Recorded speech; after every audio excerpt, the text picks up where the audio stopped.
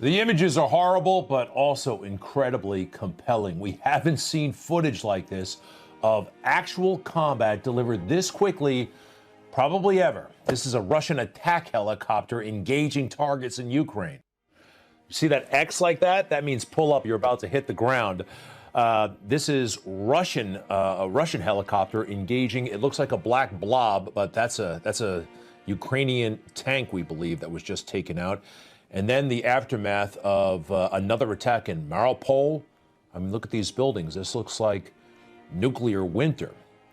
This is horrible stuff, of course. And people are dying, big time. We don't have a civilian count, but at this point we have 7,000 Russian troops are dead. They started this thing, but this is all awful. 2,000 Ukrainian troops dead in just, less than 4 weeks. Keep this in mind. For the United States, the entire Iraq war in Afghanistan, less than 7,000 deaths over many, many years. So this is a very grim situation. So what does Putin do? He kicks off a big pro-war rally. He tries to gin up support. I have a feeling that people weren't that into it. Listen to this. Vladimir Vladimirovich Putin. Mr. and Mrs. Russia there just introduced Vladimir Putin, and he comes walking out and makes a big speech trying to justify what he's already done. The main goal and motive of the military operation we launched in Donbass and Ukraine is to relieve these people of suffering, of this genocide. At this point, I recall the words from the Holy Scripture. Greater love hath no man than this, that a man lay down his life for his friends. I did not expect him to quote Holy Scripture. Did you? He's also boasting about unity. Unity is one thing they've had a lot of in Russia over the years. That's sometimes the problem. Плечо, плечо. We see how our fellows are fighting and acting in this operation, shoulder to shoulder, helping and supporting each other. If they have to, they will cover each other with their bodies to protect their comrade from a bullet in the battlefield, as they would to save their brother. It has been a long time since we had such unity.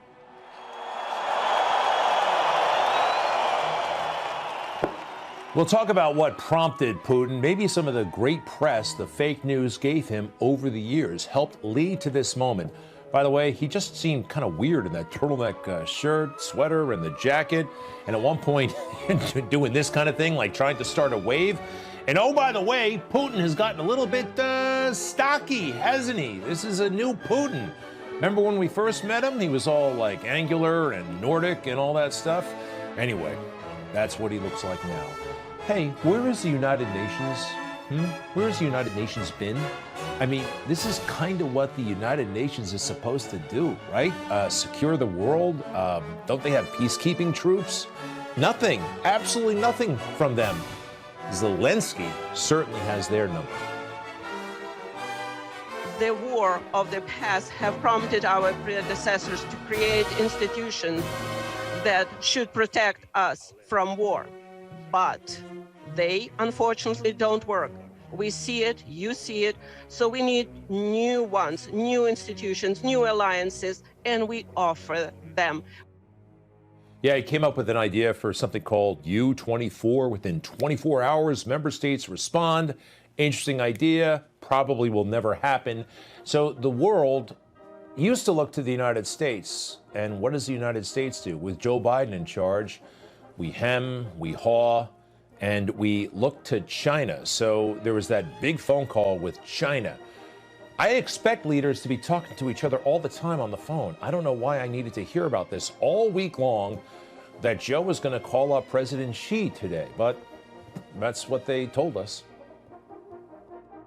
President Biden is scheduled to speak by phone tomorrow with China's President Xi and discuss Russia's war with Ukraine. Tomorrow, Biden is set to speak with Chinese President Xi Jinping, and it's going to be a big one. Less than an hour from now, a crucial phone call. President Biden will speak with the Chinese President Xi Jinping. This morning, as we said, President Biden is speaking with the president of China, Xi Jinping, for the first time since Russia invaded Ukraine. Just a critical conversation. This is a crucial call that could impact the trajectory of this war. Well, no concrete takeaways, but really, what is the big deal? I thought that they could engage each other all the time. I have a feeling President Xi won't be that, or wasn't that forthcoming on the phone call. This guy plays it pretty close to the vest.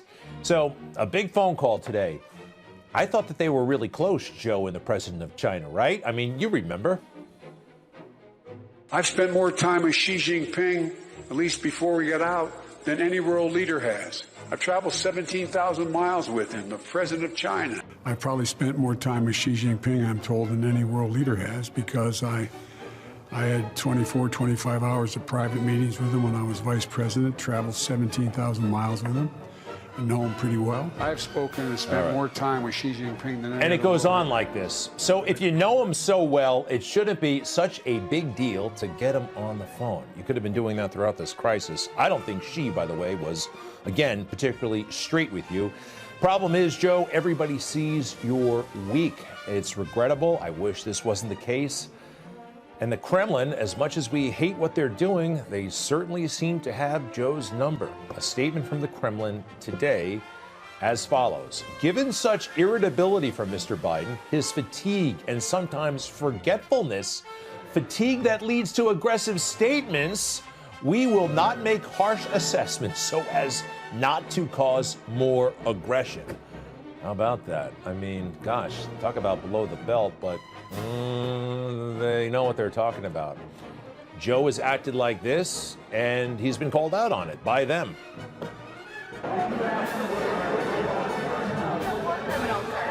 Oh, I think he is a war criminal. No matter what you all say, that's called World War III.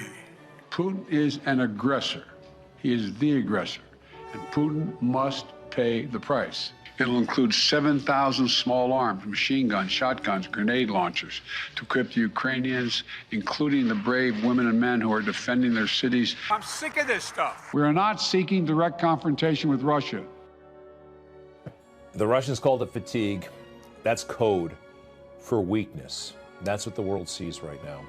The fake news continues to cover for him, but everybody can see it.